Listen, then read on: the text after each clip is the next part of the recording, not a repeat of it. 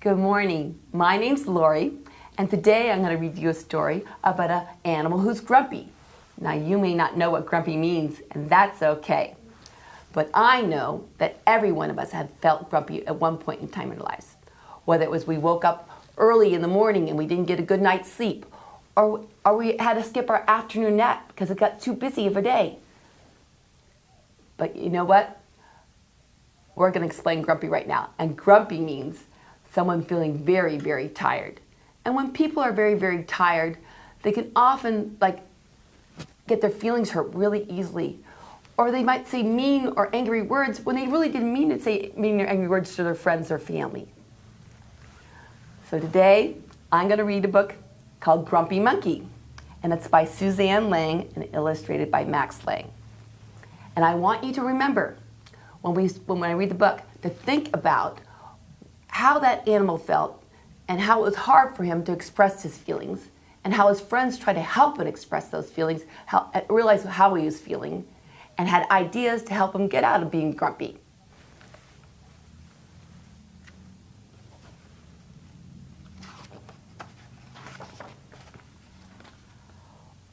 One wonderful day, Chimpanzee woke to discover that nothing was right.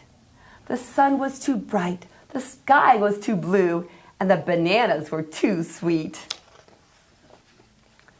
Jim was confused. What's going on? Maybe you're grumpy, suggested Norman from next door. I'm not grumpy, insisted Jim. On his walk, he met Marabou.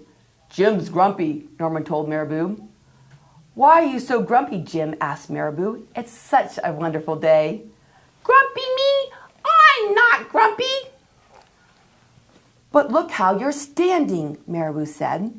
It's true, said Norman. You're all hunched. So Jim loosened up. Then he ran into Lemur. Jim's grumpy, Norman told Lemur. Why are you so grumpy, Jim? Asked Lemur. It's such a wonderful day. Grumpy me? I'm not grumpy. Your eyebrows look grumpy, said Lemur. It's true, said Norman. They're all bunched up. So Jim raised his eyebrows. Then he tripped over Snake. Oh, no, said Norman. That's the last thing you need when you're feeling so grumpy. Grumpy me? I'm not grumpy. Then why that frown? Said Snake. I think it's because he tripped over you, Norman whispered to Snake. So Jim put on a smile. Finally, Jim was happy, but he didn't feel happy inside. Everyone wanted Jim to enjoy this wonderful day. You should sing with us, said the birds, but Jim didn't feel like singing. You should swing with us, said the monkeys, but Jim didn't feel like swinging. You should roll with us, said the zebras, but Jim didn't feel like rolling. You should stroll with us, said the peacocks, but Jim didn't feel like strolling. You should lie in the grass. You should stomp your feet. You should take a bath or make a splash. You should hug someone. Or you should laugh. You should take a nap. You should eat old meat or some honey. You should jump up and down. You should sit in the sun. You should dance. But Jim didn't feel like doing any of that. Why are you so grumpy, Jim? Asked the others. It's such a wonderful day. I'm not grumpy, shouted Jim, and he beat his chest. And he stormed off. Jim felt sorry, a little sorry for shouting at everyone, but mostly sorry for himself. I guess I am grumpy, Jim sighed. And just as he started to feel really sad, he came upon Norman. And Norman was slumped. His eyebrows were bunched, and he was frowning. What's the matter? Are you grumpy? Jim asked. No, I danced with Porcupine, said Norman. Are you okay?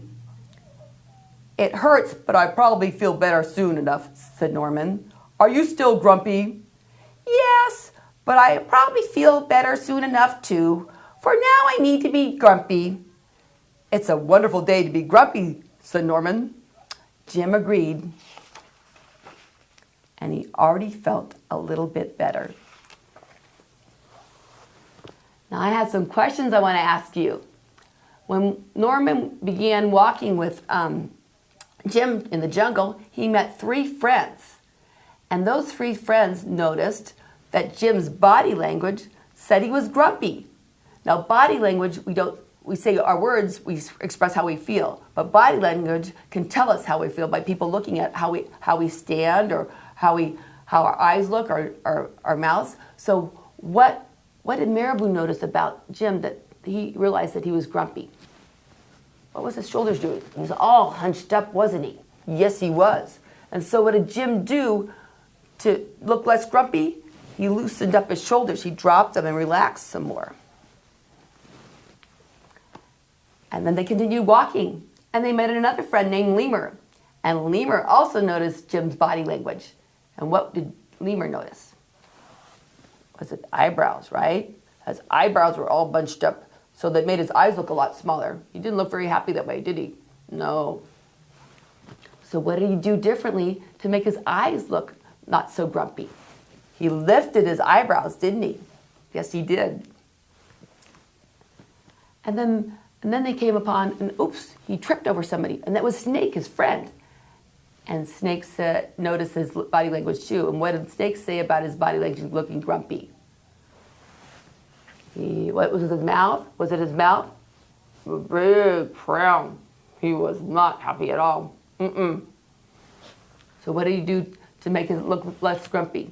He smiled a big smile, didn't he? But did he feel happy inside? No, he didn't. He didn't feel happy inside still. And they continued to walk through the jungle, Jim and Norman, his friends. And all the friends were giving him ideas, weren't they, about how to not be grumpy anymore. Try this or try that. And you know what? I was listening. And some of those ideas had worked for me when I was grumpy. And one of them was when, what they said was the birds were singing, said, sing with us. And I love to sing happy songs. And happy songs make me feel happy inside. But sometimes if I'm really, really grumpy, I can't sing. But I'm listening and it still makes me feel better inside. Another way that's helped me not be grumpy was when they told me, I think, who was it? I can't remember the animal. But he said, like, let's take a nap. And you know what? Naps help. Getting sleep help when we're tired. Because that's what our bodies really need, is just to rest. And when we wake up, we're all energetic again, and we're not grumpy. And the last idea I really liked was when they mentioned about laughing. The hyena said, why'd you laugh with me? And laughing works. When I couldn't take a nap, my friends would make me laugh. And then I'd start laughing and I didn't feel grumpy anymore. It worked. And I was still tired, but I wasn't grumpy anymore. So, with that said, I want to also mention about how long it took Jim to realize he didn't really understand how he was feeling that day, did he? His friends had to help him explain, your body language is showing you're grumpy, your words are showing you're grumpy. And he realized when he yelled at his friends, he shouted at his friends, that he said, I really am grumpy. And that's what we need to realize. We have to be able to express to our friends how we feel. And remember, at the end of the last page of the book, even Norman wasn't feeling good. He danced with the porcupine and got porcupine quills in his bottom, so he didn't feel good that day either at the end of the day. And Jim was still grumpy. But they were able to tell each other how they felt. And that's what we need to do. We've got to be honest with our friends how we feel and say kind words. So remember, I want you to remember, it's important to express your feelings with kind words.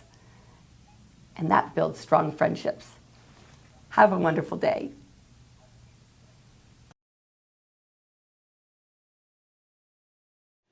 The preceding program was brought to you by the Holy Spirit Broadcasting Network, HSBN Television.